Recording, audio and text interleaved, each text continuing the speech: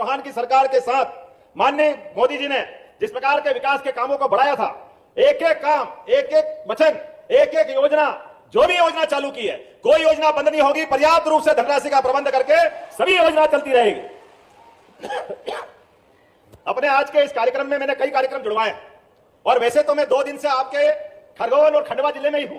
परसों रात को भी आया, कल भी था और आज भी आपके बीच में हूं, क्योंकि हमको मालूम है विकास का पहिया अगर बढ़ेगा तो बगैर निमाड़ के लिए आगे नहीं बढ़ सकता। निमाड़ को छोड़ करके कोई बात नहीं हो सकती। प्रदेश की धुरी में अगर महत्वपूर्ण भूमिका अगर किसी की है तो समूचे निमाड़ की है। क्या खंडवा, क्या खरगोन, क्या बुरहानपुर, क्या अलीराजपुर और क्या हमारा खंडवा। और मैं उम्मीद कर रहा हूं कि आज तो जिस प्रकार का ये माहौल बना है, वाकई आपने अपने सारे परिश्रम से भारतीय जनता पार्टी ने जो प्रचंड बहुमत की सरकार बनाई है, आपने प्रचंड प्रेम का आज प्रकटीकरण करा है। पूरा पांडाल और पूरा स्वागत समारोह, वाकई में एक बार आपको फिर दोनों हाथ जोड़ के प्रणाम करता हूं। कोई किसी सामान्य परिवार के व्यक्ति के प्रति लोकतंत्र के लिए यह बहुत बड़ी बात है। ये आज का हमारा दौर कई मायनों में अलग है, कई मायनों में हमको सबको सीखने और सिखाने वाला है।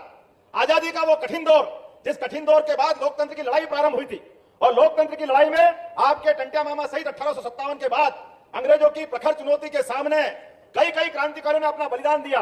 कई कई क्रांतिकारियों ने अपने खून की होली खेल करके इस लोकतंत्र की पुनर्स्थापना के लिए प्रयास किया। इसी लोकतंत्र के लिए इसी झाबुआ जिले के पुराने जिले और वर्तमान के अलीराजपुर से चंद्रशेखर आजाद अपने पढ़ाई करने गए थे बनारस में, लेकिन देश की आजादी के लिए उनने संकल्प किया है, मैं आजाद रहा हूं, आजाद ही रहूंगा, लेकिन भारत माता को भी आजादी के मार्ग में अपने आप का बलिदान करके इस देश की आजादी के लिए मार्ग प्रशस्त किया है। कौन भूल सकता है चंद्रशेखर आजाद को? कौन भूल सकता है भगत सिंह को? कौन भूल सकता है तमाम वो क्रांतिकारियों को जिन्होंने देश की आजादी के लिए अपना सर्वस्व अर्पित किया? लेकिन दुर्भाग्य की बात है, देश की आजादी तो मिली, लेकिन आजादी के बाद कांग्रेस के लोगों ने केवल एक परिवार के हाथ में सत्ता पकड़ा दी, जिन्होंने सबको भुलाने का प्रयास किया है। उन्होंने कहीं किसी की गुंजाइश नहीं दी। कोई गरीब का बेटा कैसे कोई मुख्यमंत्री बन सकता है? ये कांग्रेस ने सारे दरवाजे बंद कर दिए। उन्होंने दरवाजे खोले किनके लिए? राजा महाराजाओं के लिए। उन्हें दरवाजे खोले किनके लिए? धनी और संपन्न लोगों के लिए। लेकिन आज हमारी अपनी पार्टी में पहले प्रधानमंत्री यशस्वी लालकृष्ण आडवाणी के नेतृत्व में अटल बिहारी वाजपेयी ने प्रधानमंत्री बनकर के अपने बीच में से गरीब परिवार का व्यक्ति देश का प्रधानमंत्री बन सकता है, ये भाजपा ने सौगात दी थी। जोरदार तालियां बजाओ हमारे अपने यशस्वी प्रधानमंत्री स्वर्गीय भारत रत्न अटल बिहारी वाजपेयी के लिए। और हमने लालकृष्ण आडवाणी जी को इसीलिए जोड़ा है कि आज आजादी के बाद 500 साल का संघर्ष चला था और हमको मालूम है वही हमारे अपने प्रधानमंत्री अटल बिहारी वाजपेयी ने पहली बार प्रधानमंत्री सड़क देकर के एक माहौल बनाया था। जोरदार तालियां बजाओ प्रधानमंत्री अटल बिहारी वाजपेयी के लिए, जिनके माध्यम से प्रधानमंत्री सड़क की सौगात हमको मिली थी। मैं और आज याद करना चाहूंगा इस बात के लिए भी कि हमारे अपने वर्तमान के दौर में जिस प्रकार का माहौल बना है, इस माहौल में आज हम नए दौर के नई व्यवस्था में जुड़ने जा रहा है। इसी 22 जनवरी को सबको मालूम है 500 साल पहले के प्रभु रामचंद्र जी सबको बुला रहे हैं। जोरदार तालियां बजाओ और जयकारा लगाओ प्रभु रामचंद्र जी महाराज की। 500 साल बाद हमारे अपने इस देश के अंदर 17 लाख साल पहले प्रभु रामचंद्र जी हुए और प्रभु रामचंद्र जी के माध्यम से देश ने शासन के शासनकर्ता का जीते जी भगवान का रूप देखा था। प्रभु रामचंद्र जी की कल्पना करो, कैसा आदर्श व्यक्तित्व, जिनका रोम रोम जनता की सेवा के लिए निकला और हमने भी कैसा समाया उनको। आदर्श पुत्र जिनने पिता की आज्ञा मान करके वनवास को धारण किया, जिनने पिता की आज्ञा के आधार पर छोटे भाई को अपना राज्य दिया और अपने लिए वनवास पसंद किया। हम सब जानते हैं प्रभु रामचंद्र जी की एक एक चीज, एक एक बात, लेकिन प्रभु रामचंद्र जी के उस उदात्त विचार को समाज ने भी कैसे अपनाया, हम कैसे भूल सकते हैं? हमने भी उनको ऐसे अपनाया। आराम करने जाओ तो राम आराम, राम जी के पास जाते हैं। एक दूसरे का अभिनंदन करें तो राम राम, और सम्मान के साथ बोलना तो जय श्री राम। हम सब प्रभु राम जी के लिए कितना सम्मान के साथ रखते थे, लेकिन प्रभु रामचंद्र जी के मार्ग में भी दुर्भाग्य से कुछ लोगों ने अड़ंगा लगाया। और अब जब प्रभु रामचंद्र जी का मंदिर बनने के मार्ग में हम आगे बढ़े तो आज आ गए कि हाँ हम भी राम जी को कह रहे हैं, हम भी राम कर रहे, भैया करिए, लेकिन पहले माफी मांगिए देश से। आपने ही उनके मार्ग में रोड़े लगाए थे। आपके ही पदाधिकारियों ने एफिडेविट दिया था कि रामचंद्र जी कहां पैदा हुए, क्या प्रमाण है, अयोध्या में वही स्थान है क्या? ये सारे पाप अगर किसी के माथे आते हैं तो विपक्षी दल हम सब समझ सकते हैं किसने अड़ंगे लगाए थे।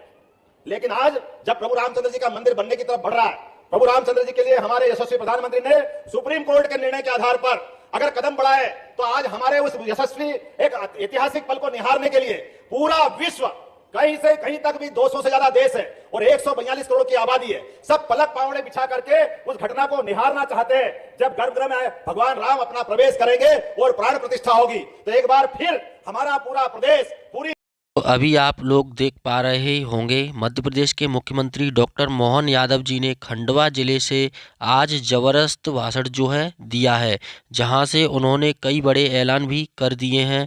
उन्होंने कहा है कोई भी योजना बंद नहीं होगी। लाडली बहना योजना से लेकर लाडली लक्ष्मी बहना योजना, लाडली बहना आवास योजना, लखपति दीदी योजना, जो भी योजना चल रही थी वो निरंतर आगे चलेंगी। उसके लिए उन्होंने पहले ही पर्याप्त धनराशि रख ली है। कई लोग जो है भ्रम फैला रहे थे, लेकिन ऐसा बिल्कुल भी नहीं है। आप लोगों को पैसा जो है योजनाओं का वो मिलता ही रहेगा। और उन्होंने आज कई विकास कार्यों का भूमि पूजन भी किया है और आगे आप उनका भाषण पूरा सुनेंगे, जब भी आप लोगों को पता चल पाएगा कि इसमें क्या क्या बताया गया है। तो उनका पूरा भाषण सुनते हैं और आगे आपको बताते हैं मध्य प्रदेश की प्रगति के लिए क्या कहा है। पूरा भाषण सुने, जब भी आपको समझ में आएगा। अब हमारा जमाना वो आया है कि जिसमें एग्रीकल्चर कॉलेज खोलने के लिए कोई अलग से कॉलेज नहीं खोलना है। हमारे चलने वाले विश्वविद्यालय उसी में एग्रीकल्चर की पढ़ाई करा देंगे। ये बदलते दौर की नई शिक्षा नीति है, जिसके माध्यम से गया जमाना अब विराजे। गया जमाना के एक कोर्स के लिए एक कॉलेज खोलो, आज उस बात की आवश्यकता नहीं है। आप सब सुन लेना, एक बार जोरदार ताली बजाओ यशस्वी प्रधानमंत्री के लिए, जिन्होंने नई शिक्षा नीति को लागू करके लॉर्ड मेकाले की 1835 की शिक्षा नीति का आमूल चूल परिवर्तन कर दिया। अब हमारे यहाँ कॉलेज में जाओ, स्कूल में जाओ और पढ़ने की नई शिक्षा नीति पूरी लागू हो जाएगी तो वो हमारे जीवन में उत्कर्ष देने वाली होगी, वो जीवन को बदलने वाली होगी। वो गया जमाना के कागज की डिग्री लेकर के हम बेरोजगार की खोज बढ़ाते थे, अब इसकी आवश्यकता नहीं रहने वाली।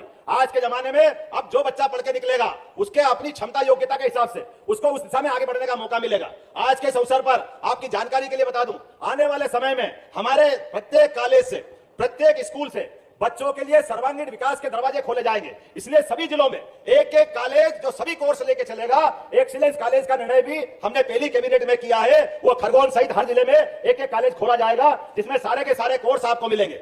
हमारे बच्चे जिस कॉलेज में पढ़ने जाए वो अपने स्वाभिमान के साथ जीवन जीना चाहिए कि नहीं जीना चाहिए, उनकी जिंदगी में उजाला आना चाहिए कि नहीं आना चाहिए, उनके जीवन में ये केवल कागज की डिग्री का महत्व हो, ये किसने सिखाया, ये सारी व्यवस्था बदलेंगे। अरे और कुछ नहीं तो अपनी खेती बाड़ी में करने वाला गांव का बच्चा भी अगर पढ़ के जाए तो उसकी पढ़ाई उसके जीवन में काम आना चाहिए। लेकिन दुर्भाग्य के साथ ये छूट रहा था। हमने सारे प्रयास किए कि वो सारे प्रबंधन हम करेंगे। आज के इस अवसर पर मैं आपके बीच में ये बात को भी कहना चाह रहा हूं, आज अपने यहाँ इसी संभाग में हमने विकेंद्रीकृत व्यवस्था के आधार पर पूरे संभाग के सभी सांसद, विधायक सबको बुलाया है और हमने कहा कि शासन की योजनाओं का समीक्षा भी संभाग लेवल पे करेंगे और संभाग से जिला और जिले से विधानसभा तक प्रत्येक योजना के प्रत्येक निर्णय का पालन नीचे करने की प्रबंधन हमने किया है। इसके लिए एसीएस, एडीजी हमने सबको जोड़ा है कि आप अपने संभाग के अंदर दक्षता से काम करिए। अभी आपने देखा होगा गुना के अंदर एक यात्री बस में 13 यात्री जल के मर गए। हमने कहा यह हमारी सरकार में बर्दाश्त नहीं किया जाएगा। ऐसे किसी भी घटनाक्रम में कठोर कार्रवाई करके सरकार सभी से सख्ती के साथ निपटने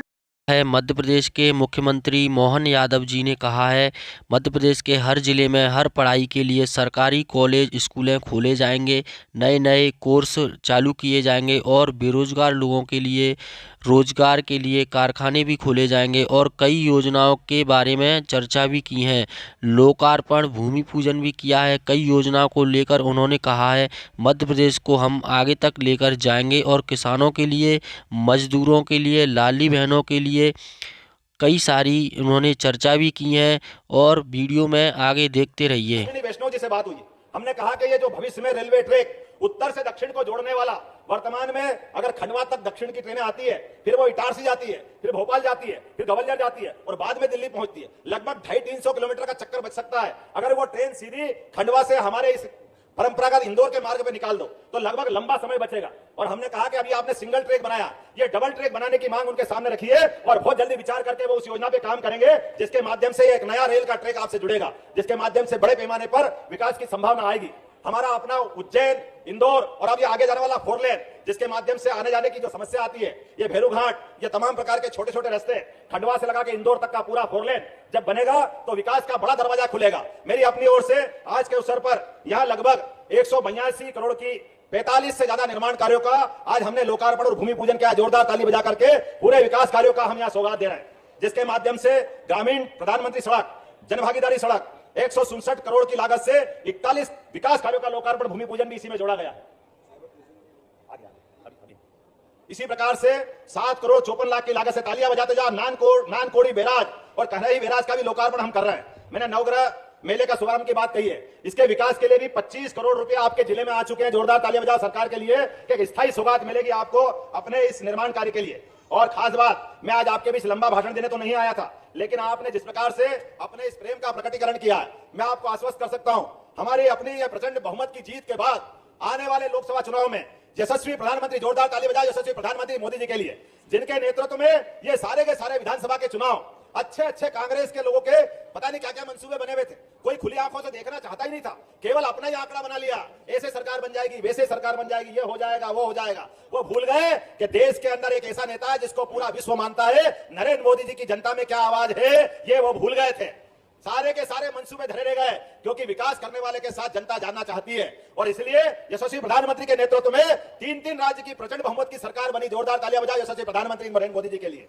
और उनके नेतृत्व में हमारा अपना देश लगातार आगे बढ़ रहा है और दुनिया की सबसे अच्छे देशों की कतार में हमारी 5वीं आर्थिक रूप से ताकत तो बनी है।